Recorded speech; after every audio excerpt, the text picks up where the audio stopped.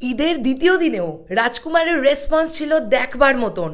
প্রথম হাফটা একটু টানাটুনি গেলেও দুপুর থেকে যে জাম্পটা নিতে শুরু করে সেটা জাস্ট অসাধারণ। এবং তোমরা ভাবতে পারো একটা সিনেমা নিয়ে কতটা ক্রেজ থাকলে, মানুষের মধ্যে কতটা এক্সাইটমেন্ট থাকলে সিঙ্গেল স্ক্রিনে রাত্রি 12টা থেকে যে শো চলে সেটা পর্যন্ত হাউসফুল যায়।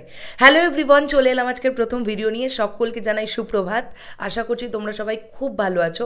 আমরা একটুখানি গতকাল রাত্রিবেলাটা একবার ঘুরে দেখে আসি। হ্যাঁ, আমার কাছে যতটুকু যা আপডেট এসেছে, তোমরা সাকিবিয়ানরা আমাকে যতটুকু যা আপডেট পাঠিয়েছো, আমি সেখান থেকে গতকাল রাত্রি পর্যন্ত তোমাদেরকে জানিয়ে দিয়েছিলাম ছায়াবাণী ময়মনসিংহর ছায়াবাণী সিনেমা হলে জাস্ট দুরন্ত রেসপন্স।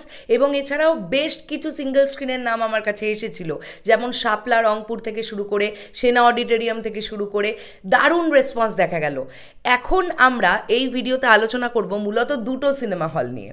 প্রথম আমরা যেটা নিয়ে আলোচনা করব সেটা গতকাল রাত্রিবেলার শো, মধুপুর মাধবী সিনেমা হল টাঙ্গাইল। আর একবার বলি, মধুপুর মাধবী সিনেমা হল টাঙ্গাইল। তোমরা দেখে নাও, আমি স্ক্রিনে কিছু ছবি জুড়ছি, দেখো জাস্ট দর্শকের চাপ কাকে বলে।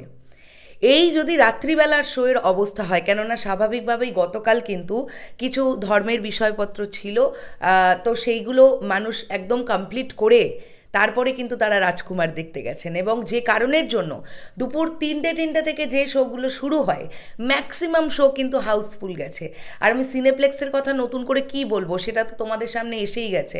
আজকে স্টার সিনেপ্লেক্সের টোটাল 3টে শাখায় মোট 4টি শো বেড়েছে, আমরা এমনটাই জানতে পেরেছি। কিন্তু তো এটা একটা গেল যে তোমাদেরকে বললাম মধুপুরের মাধবী সিনেমা হল। এবারে যে সিনেমা হলটার নাম বলবো সেটা তোমরা শুনলে অবাক হবে, রাত্রি 12টার শো হাউসফুল ছিল।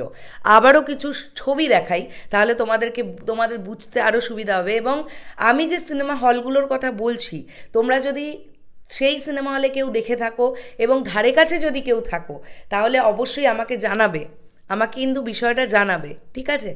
এখন আমরা কথা বলছি ধনুট কিওপেট্রা সিনেমা হল।